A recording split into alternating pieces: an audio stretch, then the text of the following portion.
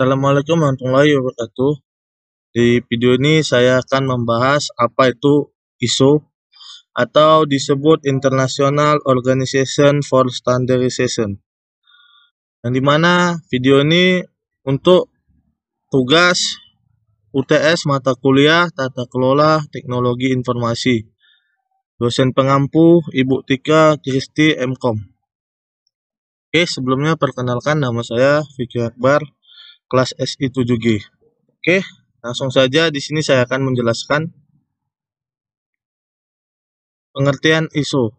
Pengertian ISO adalah salah satu organisasi penerapan standar internasional dari wakil badan standarisasi nasional di setiap negara untuk mengukur mutu pada organisasi tersebut.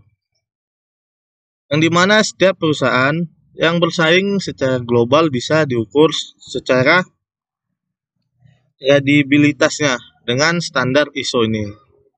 Organisasi ISO ini merupakan pihak yang berperan penting dalam memfasilitasi perdagangan internasional lalu membuat berjalan dengan baik. Organisasi ISO akan memberikan spesifikasi kelas dunia untuk berbagai macam hal, bisa dari produk, sistem, dan pelayanan. Untuk bisa memastikan kualitas, efisiensi, dan keamanannya. Jadi, perusahaan ataupun brand yang sudah memiliki sertifikat ISO ini, jaminan kualitas produk baik jasa ataupun barang dari ISO ini, sehingga memiliki kredibilitas di mata konsumen. Oke, sini masih di pengertian ISO. ISO adalah salah satu organisasi ya yang tadi dia ini menetapkan standar internasional dari wakil badan standarisasi nasional di setiap negara, termasuk Indonesia juga ada ya. Di sini organisasi tersebut mengukur mutu pada organisasi ya. Setiap perusahaan yang bersaing secara global bisa diukur dari kredibilitasnya dengan standar ISO tersebut ya. Oke. Lembaga ISO. Di sini terdapat lembaga ISO ya, yang dimana berdirinya pada 23 Februari tahun 1947. Lembaga ini menetapkan standar-standar industri dan komersial di dunia. ISO yang dibentuk untuk memperkenalkan standarisasi internasional untuk apapun. Biasanya standar yang sudah ada yaitu jenis film fotografi, ukuran kartu nama, kartu ATM bank, ketebalan dan ukuran kertas pada lainnya. Maaf.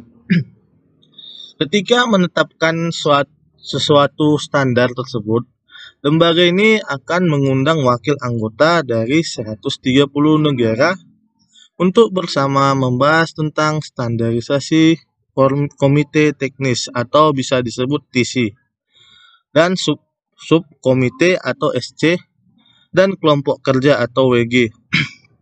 Walaupun ISO organisasi non-pemerintah, tetapi kemampuan untuk menetapkan standar itu akan menjadi hukum dengan serangkaian persetujuan atau standar nasional yang membuatnya lebih berpengaruh dari organisasi pemerintahan lainnya.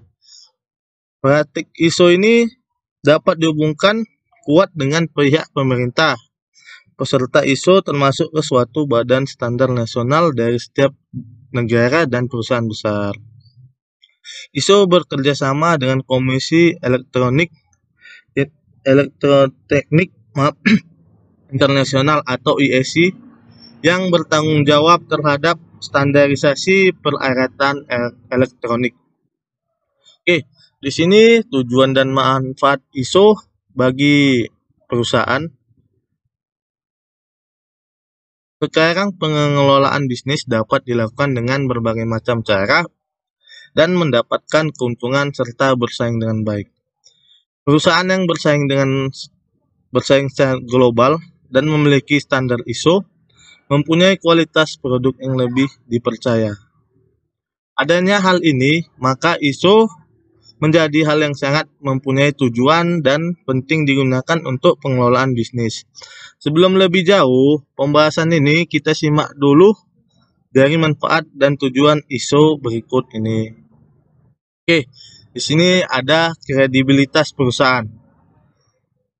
Yang dimana pada aktivitas perusahaan yang sudah menerapkan ISO dipastikan sudah memenuhi standar dan masyarakat dapat mengetahui standar tersebut.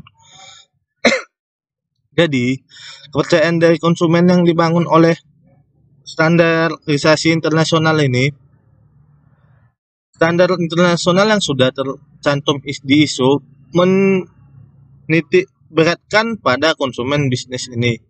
Contohnya konsumen. Konsumen bisa semakin percaya bahwa kepentingannya diutamakan. Konsumen pun tidak hanya mengharapkan uangnya, tetapi juga kepuasan pada perusahaan tersebut. Oke, di sini ada kepercayaan konsumen, yang dimana kepercayaan konsumen ini sangat penting untuk suatu perusahaan maupun organisasi kita semua. Di sini kepercayaan ataupun kepuasan konsumen menjadi salah satu kekuatan untuk perusahaan dan sangat penting ya. Kepercayaan konsumen sangat utama ya bagi kita yang menjalankan sebuah bisnis, itu sangat penting sekali. Dan jaminan kualitas standar internasional. Ini sangat penting juga, jaminan kualitas standar internasional. Sebelum perusahaan mendapatkan sertifikasi ISO, ada sebuah proses uji yang disebut siklus PDCA ya. Di sini ISO ada proses uji yang akan dilakukan ya. Siklus tersebut diterapkan pada semua bidang usaha dengan melakukan proses identifikasi, eksekusi, dan analis supaya sesuai dengan mutu standar internasional. Oke. Di sini ada juga menghemat biaya. Adanya standar ISO, perusahaan akan menerapkan sistem manajemen khusus yang bisa membantu mengetahui kinerja bagi perusahaan. Jika ditemukan adanya penurunan pada kinerja perusahaan tersebut atau produk gagal, maka upaya tersebut harus segera diantisipasi. Oke. Baru ada mengoptimalkan kinerja karyawan, yang dimana prinsip manajemen mutu semua yang ada pada standarisasi ini bisa ditetapkan supaya bisa dilaksanakan ke seluruh karyawan. Hal ini bisa memotivasi karyawan supaya bisa menjaga kualitas, efisiensi, produktivitas untuk mereka sesuai dengan standar ISO yang telah ditetapkan. Oke, di sini ada branding perusahaan. ISO juga bermanfaat sebagai sarana branding perusahaan yang mengaplikasikannya. Keuntungan yang didapat dirasakan langsung oleh perusahaan dari sertifikat ISO ialah meningkatkan image atau brand suatu perusahaan menjadi jauh lebih baik di mata dunia. Bisa teman-teman lihat di sini ada brandnya, ada ISO 22000, ada ISO 14001, ISO 9001, ISO 22000. Ini ya, bisa teman-teman lihat ya.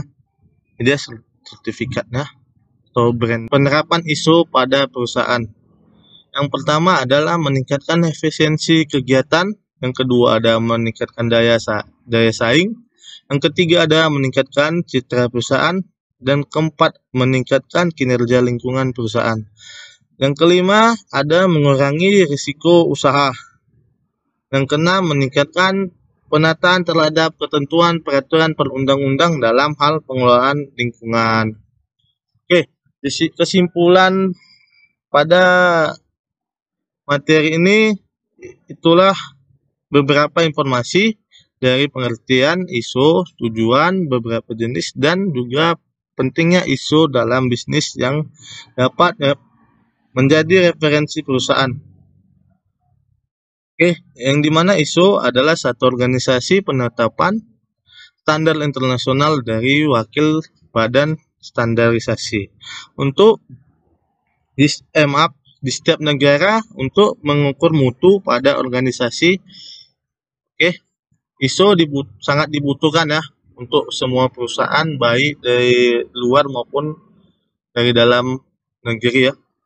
Oke, mungkin segitu saja penjelasan video saya ini. Mohon maaf jika ada kesalahan yang saya ucap. Assalamualaikum warahmatullahi wabarakatuh.